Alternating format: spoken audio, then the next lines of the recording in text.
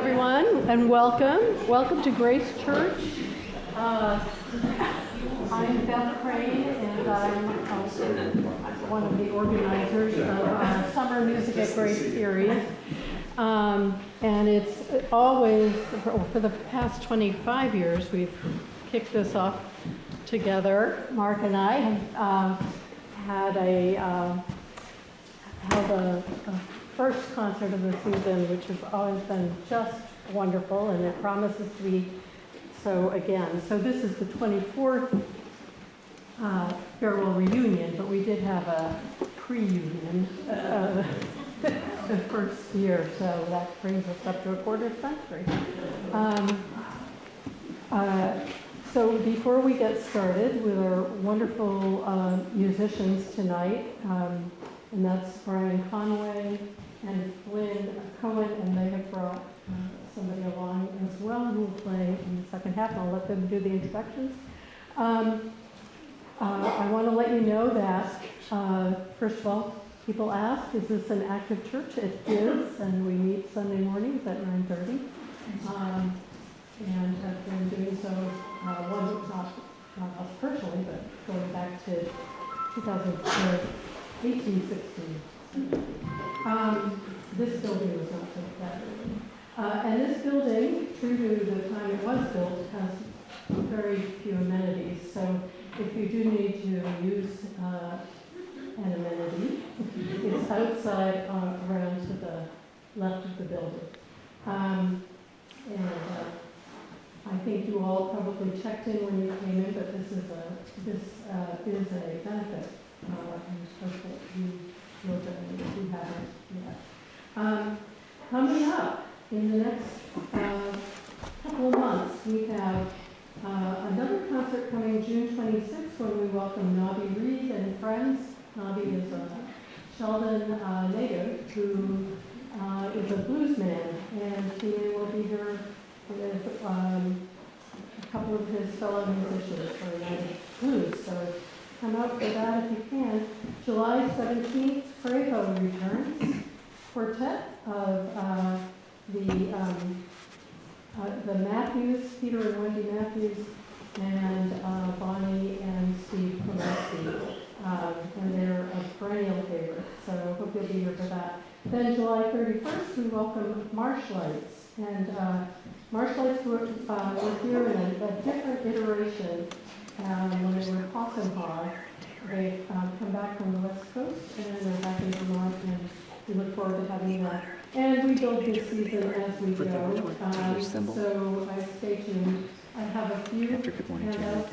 You can find us on Facebook, and you can find us on at www.gracechurchshelton.com. So, any questions? I'm going to turn this over to Mark Suspic. Please join me in welcoming him and the musicians. Thank you, Beth.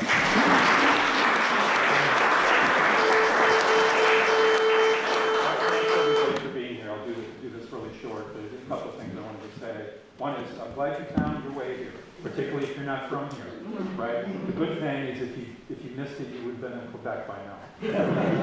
Thanks for putting up with the rain and that sort of thing. A little comforting to be in a nice dry place. And this is like the best situation, personally, for me to see the best musicians in a place like this. And it's like playing inside of a violin or guitar or something like that.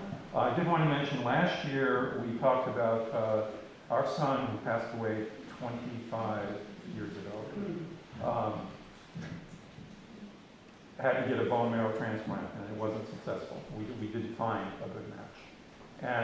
But he got people on the registry, and several folks have been identified as donors and have donated their bone marrow, and people have survived as a result of that. Last year, there was a young girl in Tennessee who needed a transplant, somebody who went to a bone marrow drive here at the post office, was identified as a match. That girl has survived. She's alive, and she's doing well. We don't know a whole lot more because of confidentiality and that sort of thing. But I just want to thank you all for being aware of one of the reasons we're here, to make sure that young people have that opportunity. So I think that's the fourth time a child has been identified and gotten a bone marrow transplant as a result of these efforts. So thank you.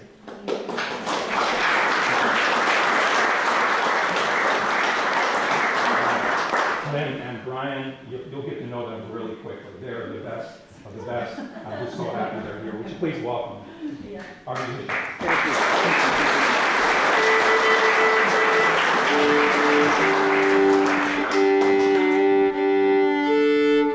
Hi, everybody. It's great to be back in Vermont. If you can't hear me, do not hesitate to say, speak up, because I don't have a microphone, and sometimes my voice will trail off, and I'm going to, whether you like it or not, I'm going to be doing a lot of talking today. So, okay. So anyway, we'll start with a set of jigs.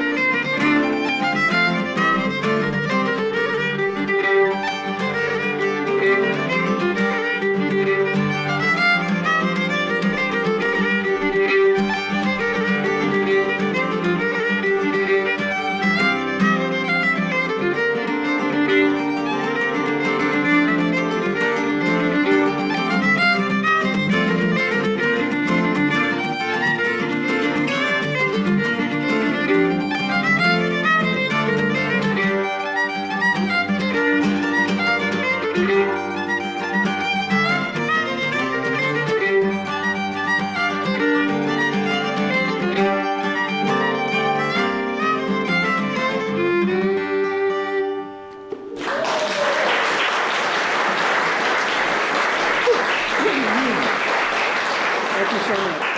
Thank you for, sometimes I will joke, thank you for braving the weather when it's a beautiful day, but thank you for braving the weather.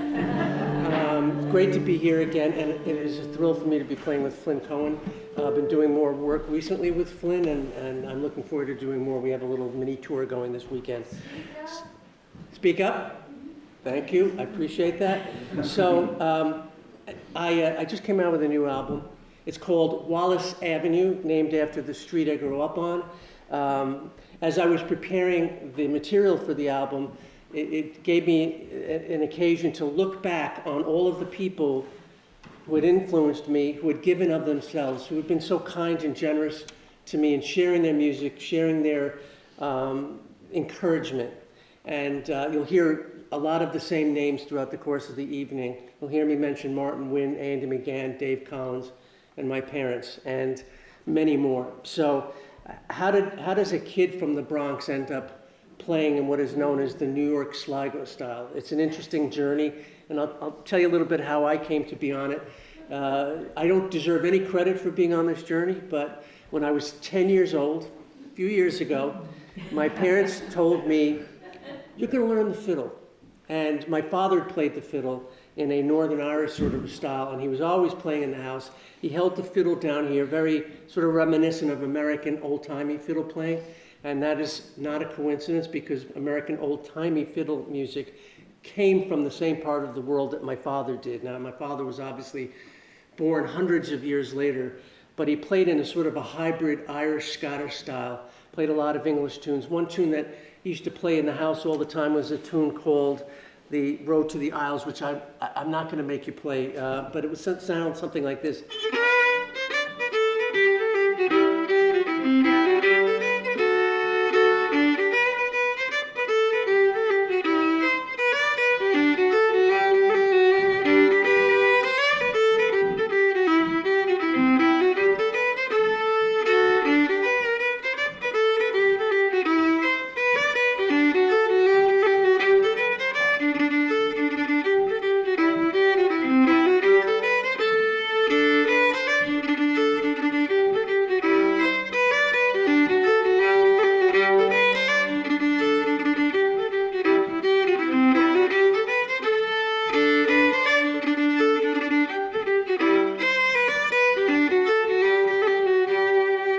So my father, thank you.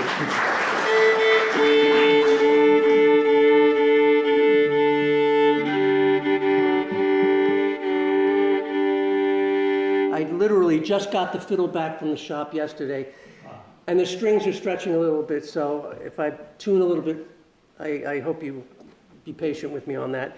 So my father played in that sort of a Northern Irish style, and so when I was 10, he said to my brother and myself, "You're going to learn the fiddle." And I tried step dancing when I was 7, and that was an absolute unmitigated disaster. It lasted about 4 weeks, and my parents took pity on me and stopped. And my brother also did that. So I'll never forget my first lesson with Martin Mulvihill. He was my first teacher. And we went, my brother Sean was a year older than me and smart enough to get my father to teach him how to at least hold the violin and do a scale.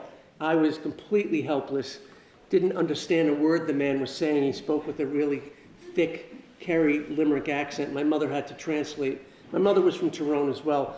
He was telling me to point my fingers down on the bow, and my mother said, "He's telling you to point your fingers down." I didn't know which way was up. It was not good. And the second and third lessons were not much better.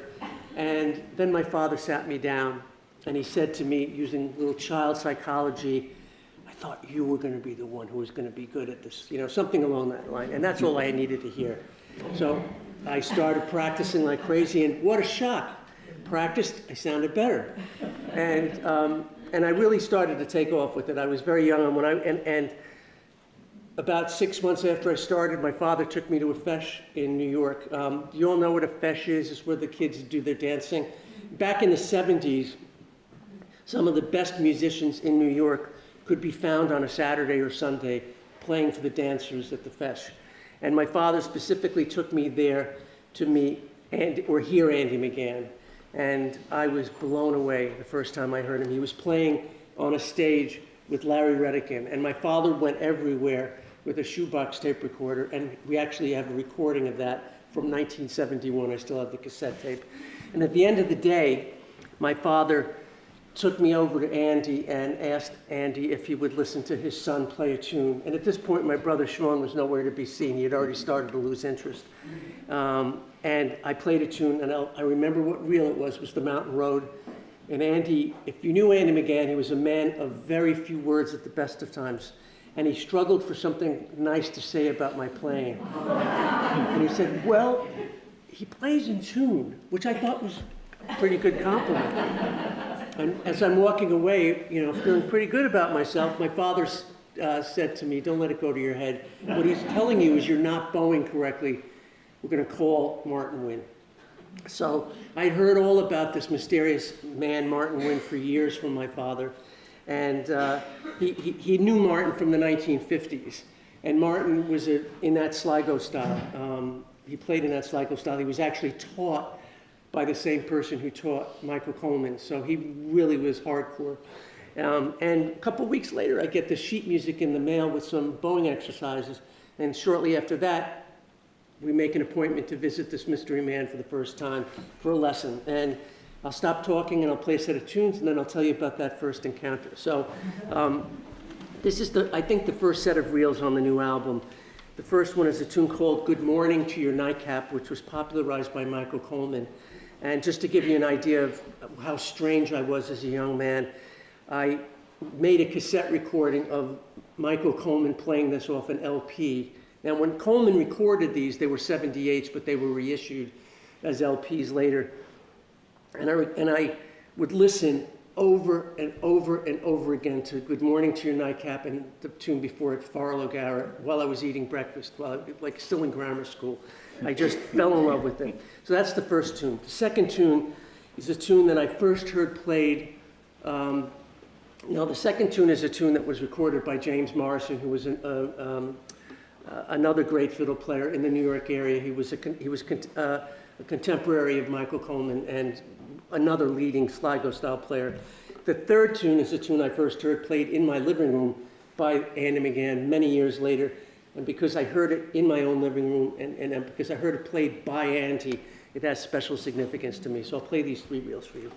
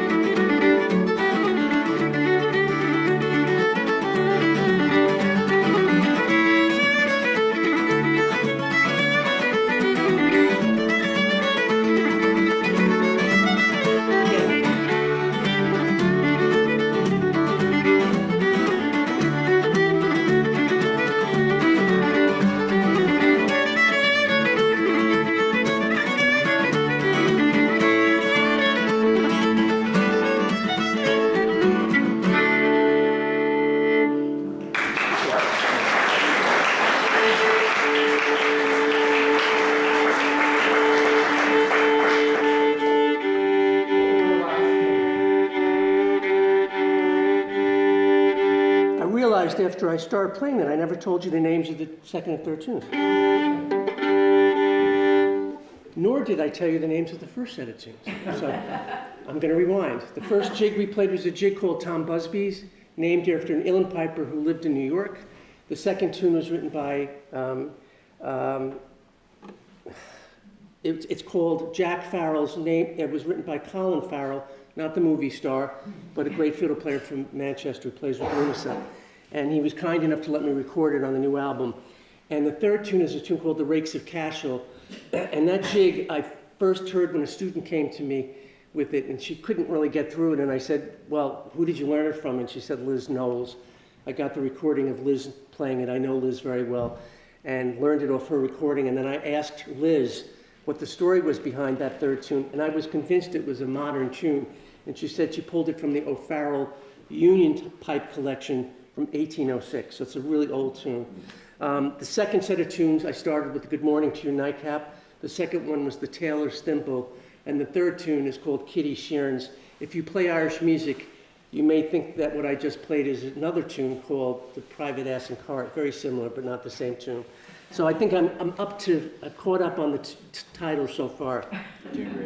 So my father, to talk a little bit more about my father, but he just loved music.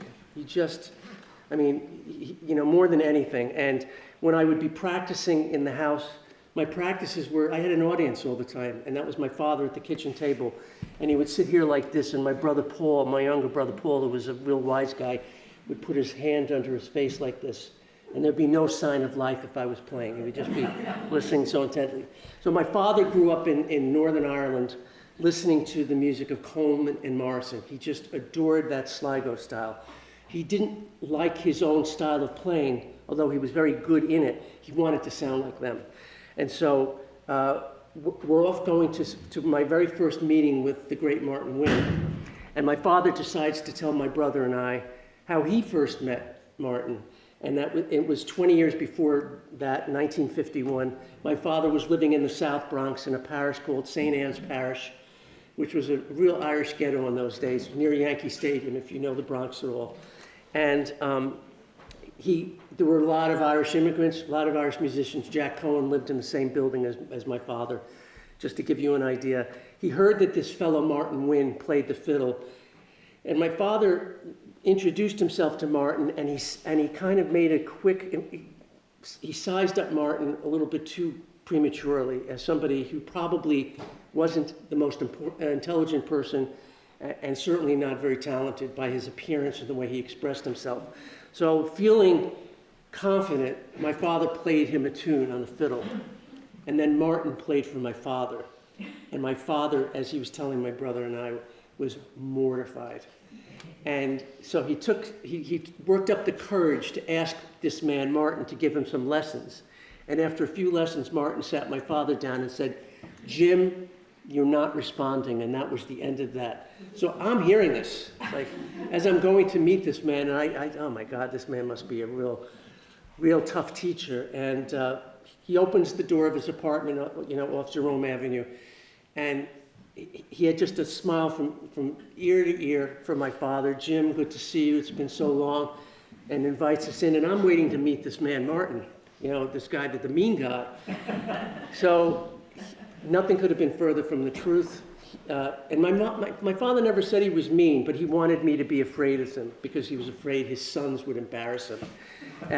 He always lived in fear of us embarrassing him. So anyway, I ended up taking lessons from Martin, and thankfully I did respond. My brother Sean had not as intense a relationship to the instrument as I did, but he kept on playing as well. And we continued taking lessons from Martin Mulvihill, but Martin quickly became a member of the family. He was over our house every Friday. My father didn't like to drive. In fact, when we went to meet him for the first time, we were driven there by Dave Collins, a friend who lived around the corner, who was another incredible friend to me when I was learning this music. So my mother and I would go get Martin every Friday. There was just, that was in the calendar, 4 or 5 times a month, depending on how many Fridays there were. And he was there at our house for every Christmas, every Easter, every holiday. And that's the way it was until he went in a nursing home in Buffalo. So you know, it ended up, this is where I learned all my music. This is why I named the album Wallace Avenue, because around my own kitchen table with Martin Winter, my father, listening to Martin tell stories, the lessons would go on for 4 hours a night, every Friday. They weren't lessons in the formal sense of it. I would pick his brain, I'd pull stuff out of him. We would listen to other players like Andy McGann and try to dissect what they were doing. It was an incredible opportunity. So anyway, I'll play some more tunes. I mentioned Larry Redican. He was the first player I heard playing with Andy McGann. And Larry recorded this beautiful hornpipe called The Castle. His grandson, who's also Larry Redican, put it up on YouTube. If you really want a great source of these old homemade recordings, Larry Redican's grandson has his own YouTube channel. So I'll start with that. It's called The Castle. And I'll follow with a hornpipe called Sleeve Naman, which was recorded by Andy McGann, Joe Burke, and Felix Dolan on their second duet album. And the third tune is a tune called Showman's Fancy. And the Showman's Fancy was recorded by James Morrison. So we'll play these three hornpipes. We're getting there.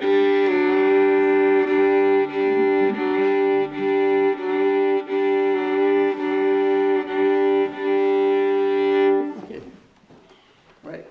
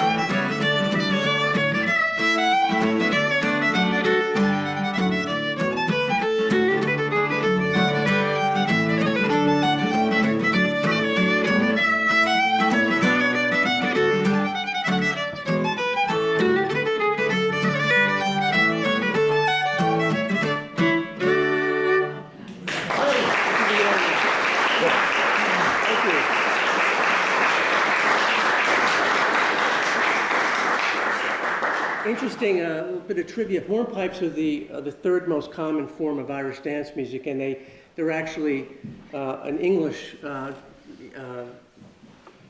tradition that was brought over to Ireland, and I think the Irish improved on the tradition a little bit there, but those were clearly three very Irish hornpipes. So the older I get, the more I like to play slow airs, to play the slower music. And when I was first learning slow airs, I couldn't find any role models in the Sligo style to copy from. Andy McGann played a few airs, but otherwise, hearing a slow air played by a Sligo style player was about as rare as seeing good Irish erotic art. Just wasn't there. So I started listening to players like Matt Cranich from Cork. The air I'm going to play for you now was recorded by Eileen O'Brien. And Eileen is a beautiful fiddle player whose father was Paddy O'Brien. Paddy was to the accordion what Michael Coleman was to the fiddle. And I was blessed by having a chance to meet him a few times when I was very, very young. And he was also a beautiful composer. So this is a slow air called Dear Irish Boy. It's a song. A lot of slow airs don't have any words to them. This one does. But when it's sung, it's a very different sounding tune. This is a very sort of a sad rendition of it. So if you're not depressed when I'm done, then I've failed miserably. Frank, you can come to all my concerts. Frank is from Westchester, and he drove all the way up here just to be here. And he has a good laugh.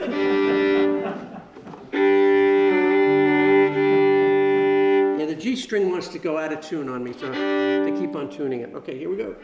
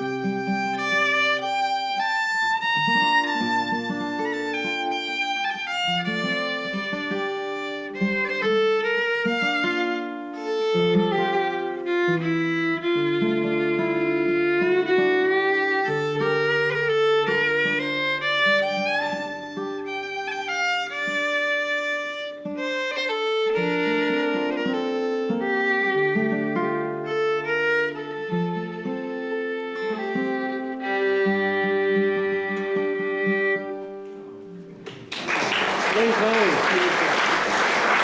We're going to jump around here. Seat of the pants. Thank you so much. So that last tune there, I actually played on a recording of that tune a few years ago by a young woman named Haley Richardson, who comes from Pennsylvania, and she was one of Brian's proteges. And it's her first record. She was still a teenager when she made that, and I think she's 23-ish now. And she playing in Riverdance. She plays full time with Riverdance, tours all over the world now. Well, since Flynn mentioned her name, she is on the new album, along with 21 of my students, past and present. And you're going to hear one of them in the second half, Cate Sandstrom. I'm very proud of this last track of the album, Pat Mangan, Dylan Foley.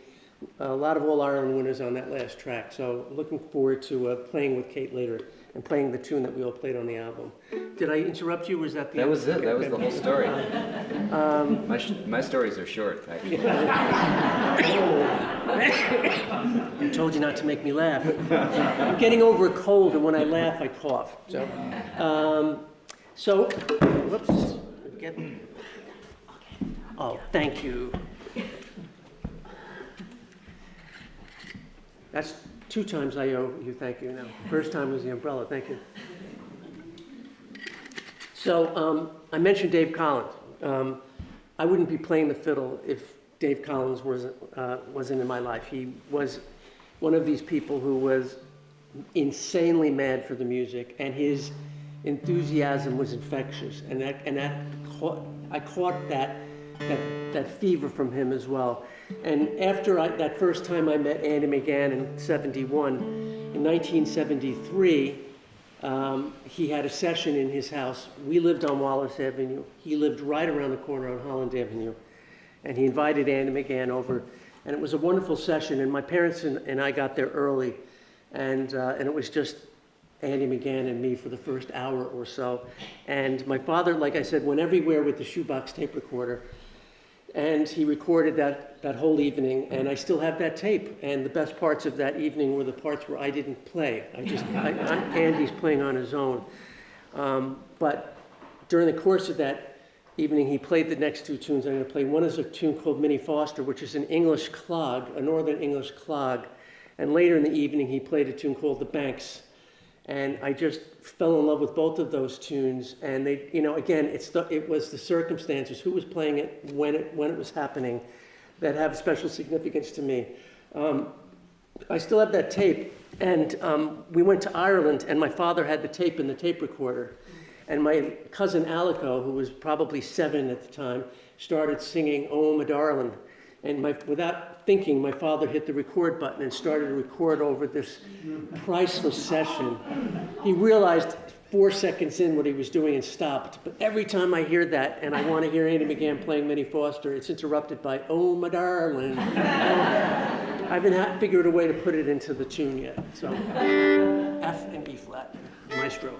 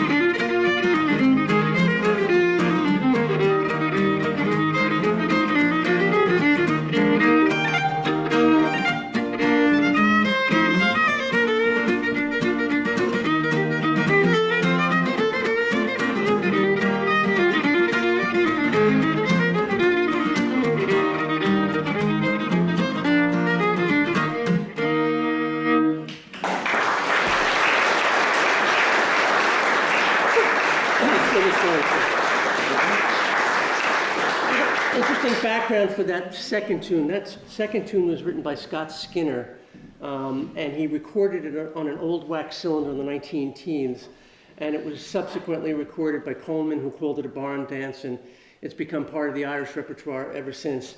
But it's really not an Irish tune at all. Let me just check my tuning before we continue. Can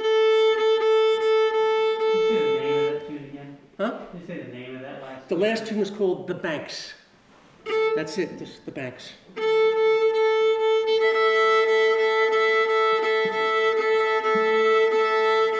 I've also been told that that was written not by Skinner, but for Skinner by a fellow named Pazzarotti. But Brendan Mulvihill told me in no uncertain terms that's not true. It was written by Scott Skinner. So Brendan, whose father was my first teacher, was unimpeachable on those kind of things, so I'm going to go with that.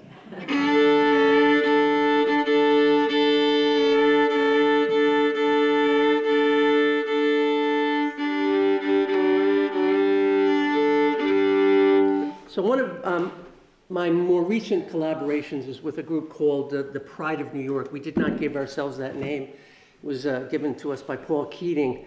In fact, we played, Mark has had us up to his events twice over the years, and the accordion player in the band is Billy McComiskey, and Joni Madden, of course, is the flute player, and Brendan Dolan plays the piano.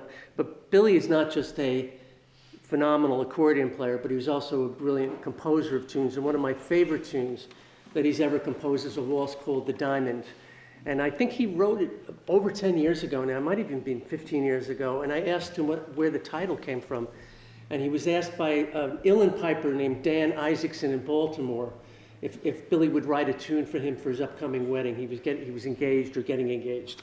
And he told Billy the story about how he'd come to be in possession of the diamond that was put in his fiance's ring. His grandmother escaped Nazi Germany with nothing but 2 diamonds to her name, and when Dan got engaged, she gave him one of those. So I was asking Billy recently how the married couple are doing, and he said they're still not married.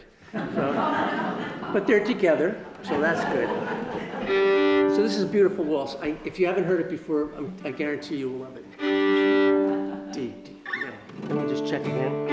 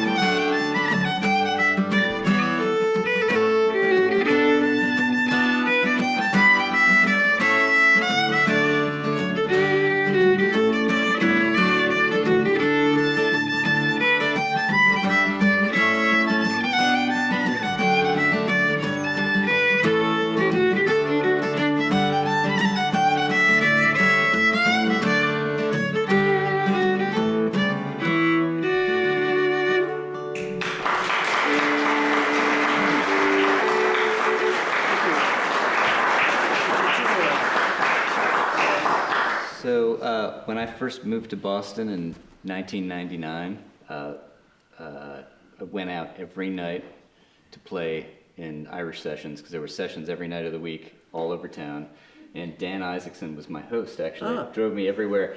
And we show up downtown on State Street, right by the old State House in downtown Boston. And we go in there, and for the first time in like a decade, I ran into Larry Reynolds Jr., who was hosting the session, an accordion player who's from Boston. And at the end of the night, he says to us, oh, guys, you know, I got a lot of stuff going on with the family, and you want to just take over the gig? And it was like literally, I think, one of the first nights in Boston. Wow. And Dan and I started playing together every week after that. It was great. And I tell you what, I've always been a thin man, but after a couple of weeks of playing in sessions every night and drinking Guinness for free. Yeah. Oh yeah, it'll do it. Larry Reynolds one time told me that he drove to Cleveland from Boston to play at Cayley one night and drove back with his band. Yeah, so he was a madman. That was Larry Sr. No, Larry Jr.? Larry Jr.? Larry Sr. wouldn't do that. Larry Sr. was too smart for that. I mean, I shouldn't say that Larry Jr. would, I shouldn't say that. He just... Anyway. He was just a little more wild. Mm-hmm. Yeah, good point. So I think we'll play one more set of tunes and take a little break. I mentioned Dave Collins. Dave was a brother of Dan Collins, who owned Shanachie Records, and Kathleen Collins, who was a brilliant fiddle player, married to Joe Burke for a while, actually. And Dan knew how much I loved the music. In fact, that session in '73, Dan was also there. And he knew how much I loved Andy McGann's music, and there was another great fiddle player in New York, Patty Reynolds from Longford, who was sort of a disciple of Lato Byrne, who was another great fiddle player. I know I'm throwing out a lot of names, but Dan called me up and said, if you want a copy of their latest duet album before it hits the press, I can give you a test pressing of it, which is incredibly kind of him. So I drove over to Crosby Avenue and picked it up, and I just fell in love with it. And on that album, they played these 4 Strathspeys, which I'm going to play for you now. And I later found out that Lato Byrne had put the 4 together. And they may have all been composed by Scott Skinner. Certainly the last one was. So the names of them, I believe, are, I think I wrote them down here. Nope. Contradiction. No. Miller Ahern, Duncan Davidson, Cate, do you know the name of the other one? Sterling Castle, thank you, Cate. And the last one is Laird of Drumlair, which is the Lord of Drumlair. And the Strathspey is like the core Scottish dance tune, and Scott Skinner was to Scottish music what Coleman was to Irish music. And I'll follow it with a tune called The Mason's Apron, which is also originally a Scottish tune that was popularized by Sean McGuire. In my generation, you couldn't help but be influenced by the music of Sean McGuire growing up. Fiddle players would try to emulate the stuff that he was doing, and he took this Mason's Apron and turned it into from a 2 or 3 part tune into a 6-part tune. And so we'll try to fit all the parts in, and then we'll take a little bit of a break. So here goes.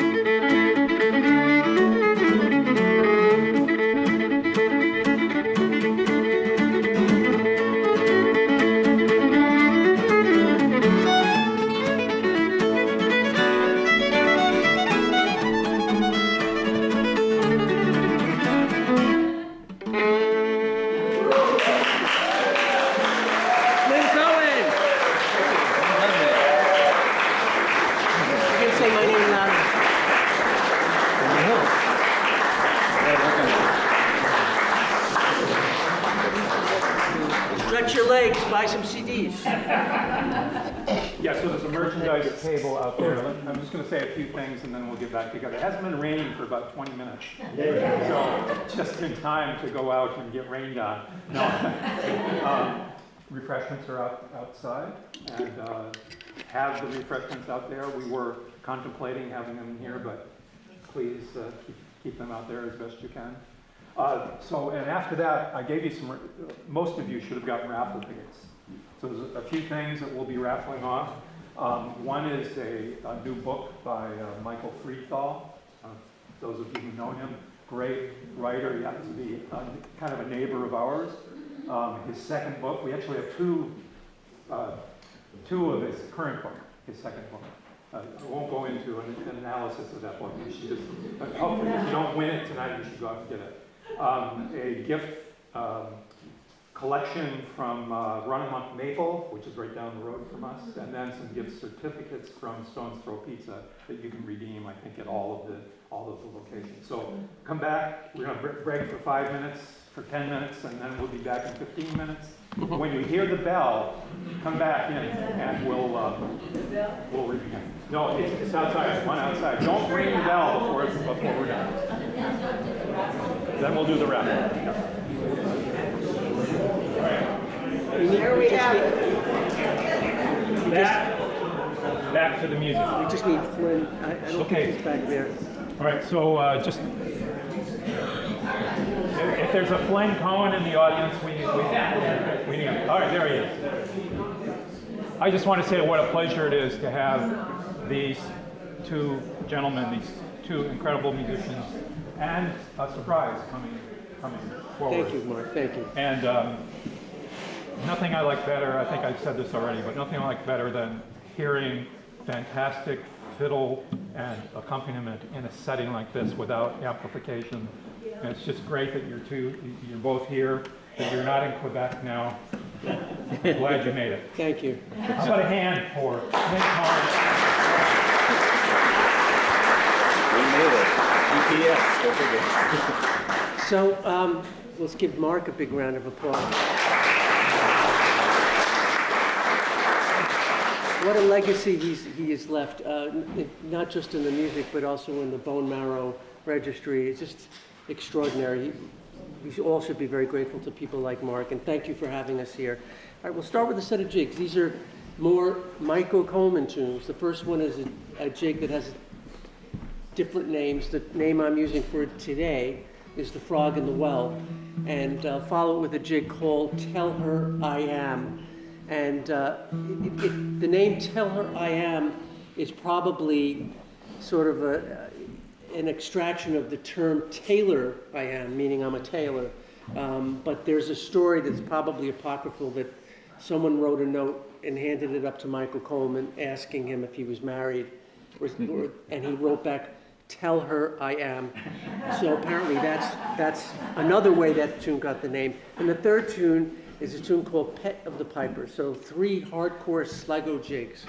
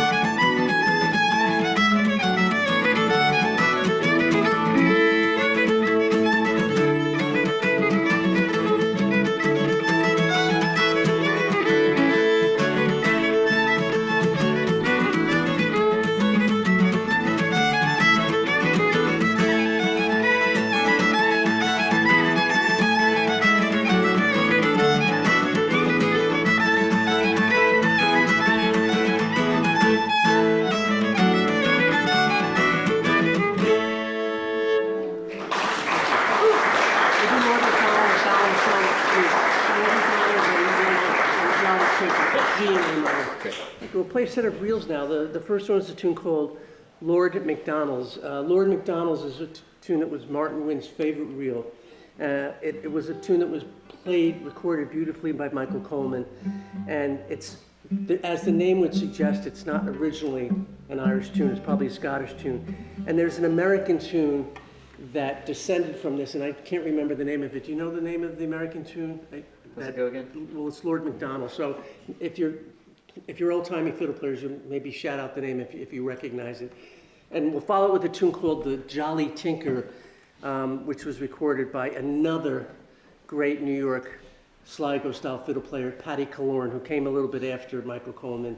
Never had the opportunity to meet any of these people. They all passed away before I started playing.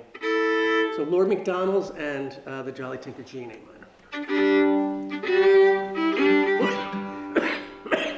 Excuse me. I was hoping that wouldn't happen.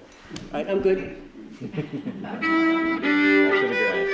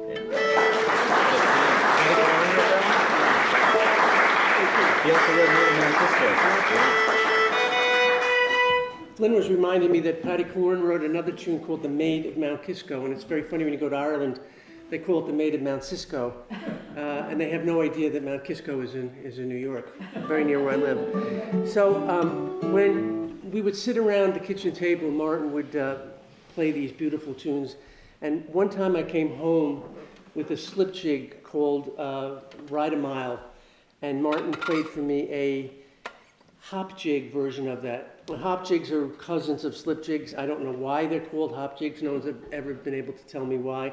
My theory is that slip jigs sort of branched off and became a dance that only girls and women performed.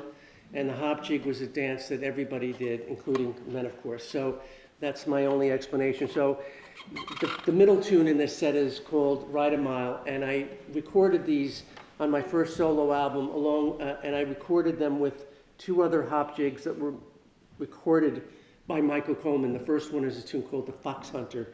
And if you play Irish music, you probably know the Fox Hunter slip jig, and you'll recognize hints of that in the hop jig. And like I said, the second one is Ride a Mile, and the third one is a tune called Comb Your Hair and Curl It. Let's just make sure I'm in tune here.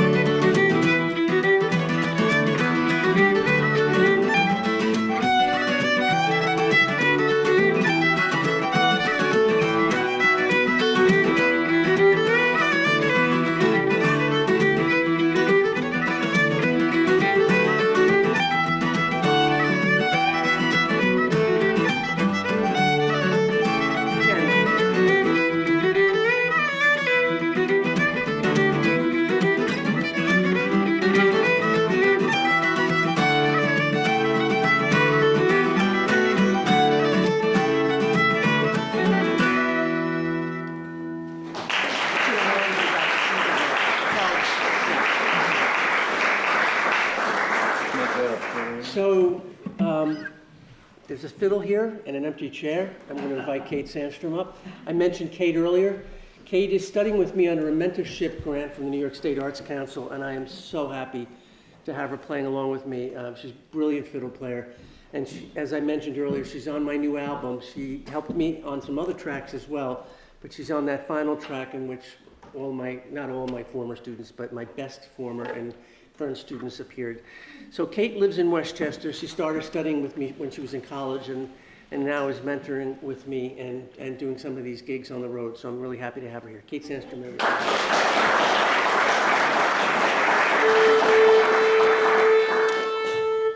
So I thought I would ease Cate into the concert by playing a set of slip jigs, which are fairly kind tunes when you're just warming up. And I thought they would be fun to play right after the hop jig so you can hear the difference between what a slip jig feels like and the hop jig. So These are 3 slip jigs that I recorded with the Pride of New York, the band with Billy McComiskey and Joni and Brendan.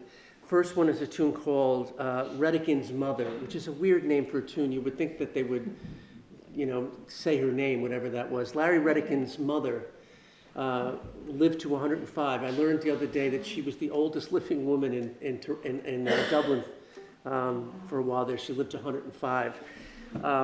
The second tune is a tune called The Bridal. And what name do you have for it?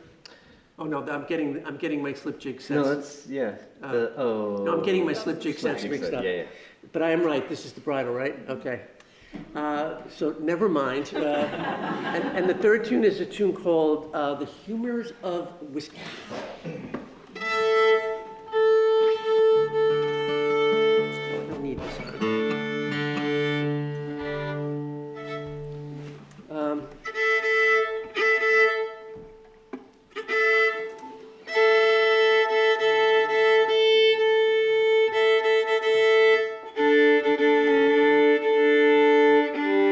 Hey, Reagan. All right.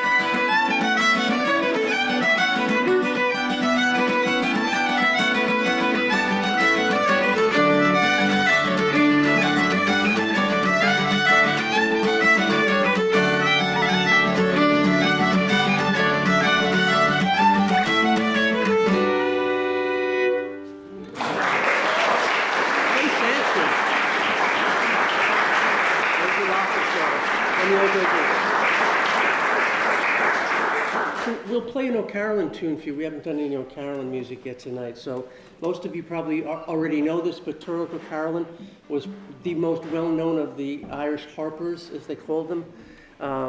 He lived from about 1670 to about 1740 something. When he was 18, he was blinded by smallpox and had to teach himself how to play the harp in order to make a living. I learned a little bit more about him just the other day. He would go around the island of Ireland and stay in the big houses, you know, the wealthy Anglo-Irish homes. And when he was leaving, he would compose a piece of music in their honor. And a lot of his music sort of sounds a little classical. And I learned that he actually would often go overseas to Europe and was very popular in Europe as well. So he was actually quite the celebrity in his time. This tune, Loftus Jones, he obviously composed in honor of somebody named Loftus Jones. To me, sounds like more classical than a lot of his compositions do. It definitely has a Baroque tinge to it. Classical musicians think his music sounds Celtic, and Irish musicians think his music sounds classical. So you'll see what I mean when we play it. So this is Loftus Jones.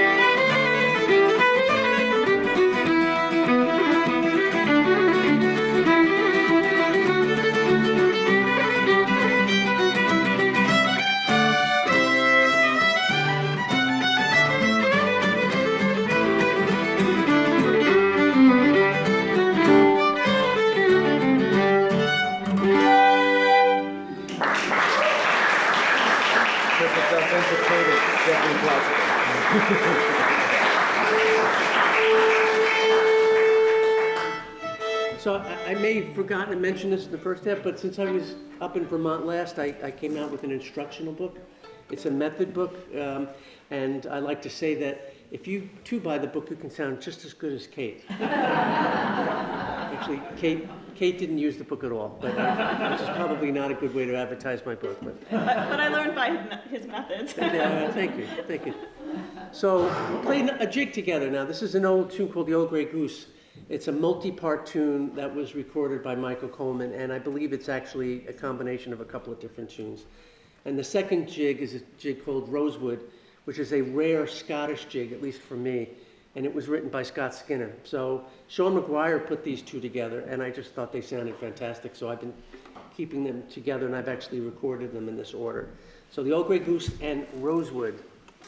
All right, so E minor, second part Yep. in G. Okay, and then the rest is...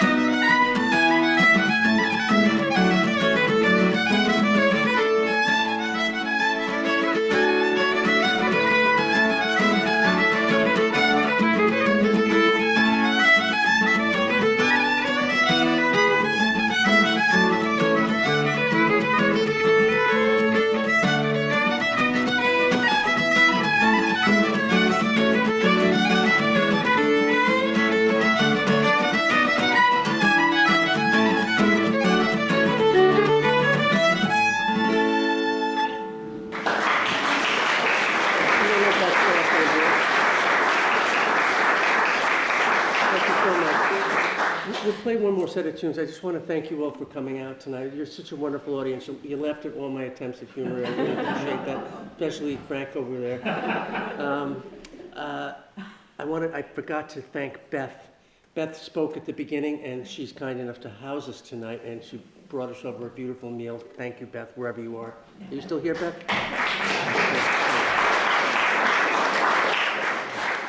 Again, what a joy it is for me to be playing with Flynn Cohen. Give him another big round of applause.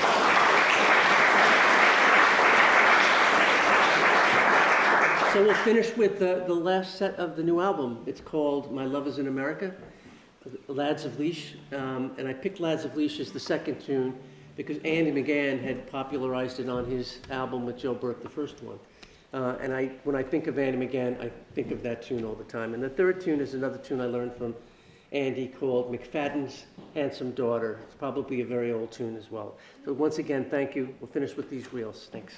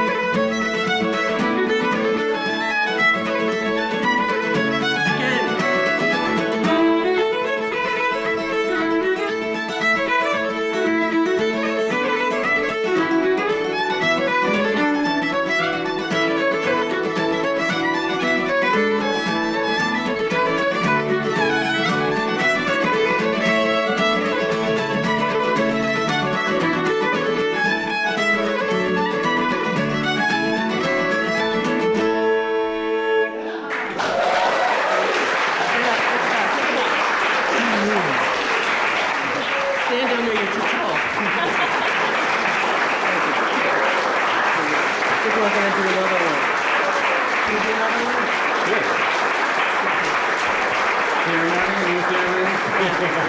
All right. I thought they were getting ready to go, that's why they were standing up. Yeah. They probably were, but I forced them to sit down again. I kind of exaggerated a little bit when I said that my role models in the Sligo style didn't play slow airs, because Andy did occasionally play a slow air, and one that he played was a tune called Roisin Du, which is roughly translated to Dark Rosaline, and the title is a metaphor for Ireland. And I was told that at one time you couldn't even utter the name Ireland in Ireland, that would be against the law. I don't know how true that is, but people would often refer to Ireland as the Dark Rosaline. I'll play a little bit of that, and then Cate is going to come in with me on a set of reels that Coleman recorded, Bonnie, Cate, and Jenny's Chickens, and just, again, it's a measure of his impact on Irish music that you very rarely hear these tunes played together separately. They're always joined together. So I'll play Roisin Du, which is a tune, by the way, I get asked to play a lot at weddings and funerals, and I'll follow it with these two reels. Thank you. So Dee, if you want to join in, I'll do. I'm pulling the surprise on Flynn again here.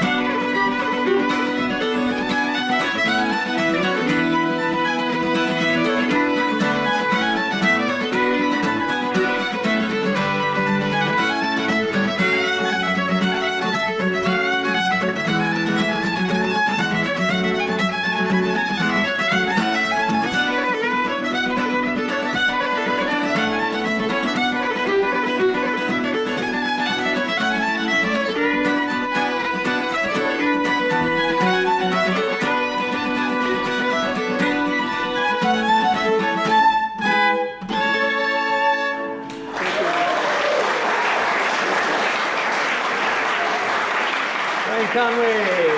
Flynn Cohen, Cate Sandstrom, thank you, everybody. All right. Thank you so much.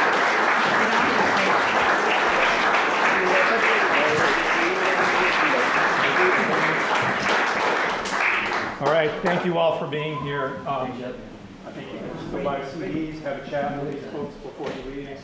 A couple of cautionary tales. One is take your bowls and your spoons and that thing with you. You might never see them again. Don't do that. The other thing is it continues to rain, so give yourself plenty of time to get out. Don't rush. Particularly that's where the driveway meets the road.